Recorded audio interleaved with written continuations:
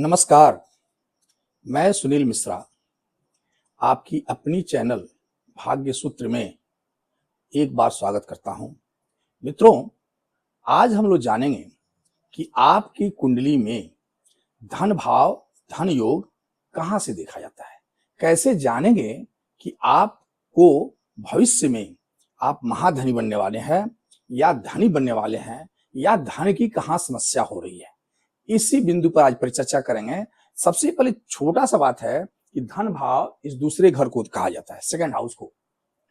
और second house में जो भी ग्रह बैठा है, यानी सेकंड हाउस का मालिक अगर कहीं भी लग्न में, लग्न इसको कहते हैं 1 2 3 4 या त्रिकोण में 5 या 9 में उच्च के होकर बैठ जाए और कहीं से बृहस्पति का इस पर दृष्टि पड़ जाए तो व्यक्ति महाधनी हो जाता है।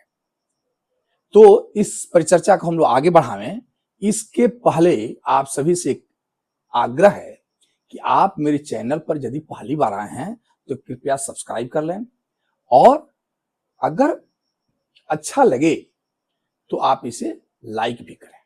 मित्रों, सब्जेक्ट पर आए, इस सेकंड भाव को धन भाव कहते हैं और ये इच्छा शक्ति का घर है, 11वां घर। चूंकि 1 2 3 जो मैं लिखा हूं या टोटल ये भाव को के बारे में लिखा हूं मैं। यहां अगर ग्रहों को जब देखेंगे तो आपके कुंडली में अलग अलग राशियां बैठी होंगी। जैसे यहां किसी की कुंडली में 5 लिखा होगा, यानी सिंह राशि से स्टार्ट हुआ होगा, सिंह लग्न से शुरू हुआ होगा, या किसी में 10 लिखा होगा, किसी में 11 लिखा होगा। ये चेंज होता रहता है, लेकिन ये भाव चेंज नहीं होते हैं। जो दिखते हैं सब 12 टोटल जो खाना है ये चेंज नहीं होता है। तो अभी हमने जो 1 2 3 दर्शाया है यह भाव के बारे में दर्शाया है।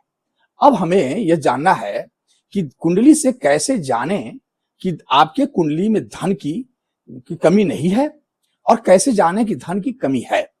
इसके पहले ये जाने कि ये जो धन भाव है इसमें जो राशि बैठी है, जैसे जो अंक बैठा होगा, जैसे यहां अगर 2 लिखा है तो 2 जो अंक है वो वृषभ राशि का है और वृषभ का स्वामी शुक्रदेव होते हैं।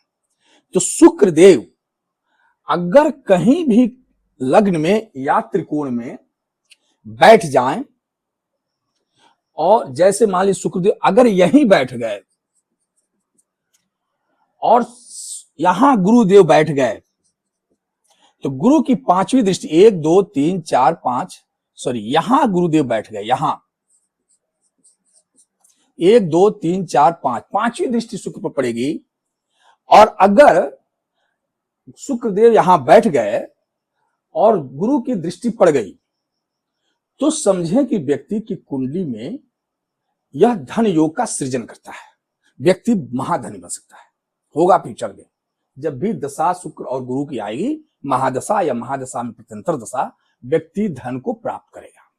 दूसरा सूत्र समझिए, लग्न यानी केंद्र भाव 1 2 3 4 में या 5, ये त्रिकोण कहा जाता है 5 9 और लग्न को। तो 5 9 या केंद्र में शुभ ग्रह कौन कौन है? तो बृहस्पति देव, बुध देव और शुक्रदेव, ये शुभ ग्रह की लिस्ट में आते हैं। चंद्रमा को छिड़ चंद्रमा नहीं हो तब शुभ ग्रह के रूप में आएंगे। तो ये जो शुभ ग्रह हैं यह इसी में बैठ गए हों, केंद्र में या त्रिकोण में, तथा धन भाव के स्वामी इन्हीं के किसी के साथ बैठ गए हों, तब भी धन का लक्ष्मी योग बन जाता है। तीसरी सूत्र यह है कि धन भाव का स्वामी और भाग्य, इसको भाग्य भाव कहा जाता है। भाग्य भाव का स्वामी परस्पर एक साथ बैठ जाएं केंद्र में या त्रिकोण में, तब भी धन का सृजन होता है, यानी धन योग बन जाएगा। जैसे मान लीजिए अब यहां हम कह दें ये 5 है, अब ये 6 हो जाएगा, ये 7 हो जाएगा, ये 8 हो जाएगा। अब ये 6 जो होगा, ये 6 का स्वामी यहां बुध हो जाते हैं अब बुध तो 6 जब यहां होगा तो 6 7 8 9, यहां 10 11 ये हो जाएगा, 12 यहां हो जाएगा और 1 हो जाएगा यहां। तो अब कहा जाए एक का स्वामी, एक जो है वो मेष राशि है जिसका स्वामी मंगल होते हैं। तो कहा जाता है कि जब भी धन भाव का स्वामी और भाग्य भाव का स्वामी जाकर के इस इच्छा घर में लाभ भाव जिसको कहा, इसको लाभ भाव कहा जाता है, जाकर बैठ जाए एक साथ, तब भी यह माना जाता है कि कुंडली में धन योग हो गया। इसके अलावा पंचम भाव, नवम भाव और लग्न के स्वामी एक दूसरे से दृष्टि बना लें, एक दूसरे के साथ बैठ जाएं और उस पर इनकी दृष्टि इस भाग्य भाव धन भाव पर पड़ जाए, तब भी व्यक्ति धनी होता है। इसके अलावा धन के स्वामी कौन है? बृहस्पति देव हैं। बृहस्पति देव कहीं भी कुंडली में इन सभी ग्रह लग्न में, केंद्र में या त्रिकोण में उच्च के बैठो और साथ में उनकी दृष्टि कहीं से धन भाव पर पड़ जाए, तब भी व्यक्ति धनी होता है।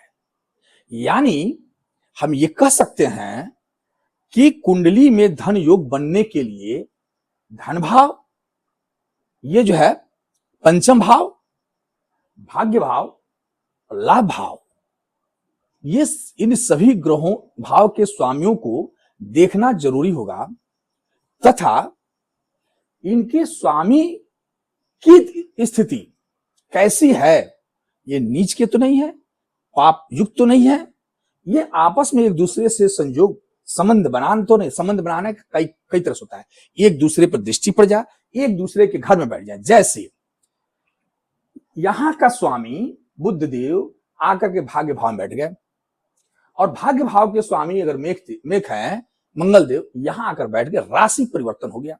लाभ भाव का स्वामी आकर के यहां बैठ जाए और यहां का स्वामी यहां बैठ जाए, तब भी धन योग बनता है। राशि परिवर्तन भी हो जाए धन भाव से, भाग्य भाव से, लाभ भाव से, या ये जो प्रेम भाव है इससे, अगर पंचम भाव से अगर राशि परिवर्तन भी हो जाता है और कहीं से किसी शुभ ग्रह की दृष्टि पड़ जाए, यह धन योग का सृजन करता है।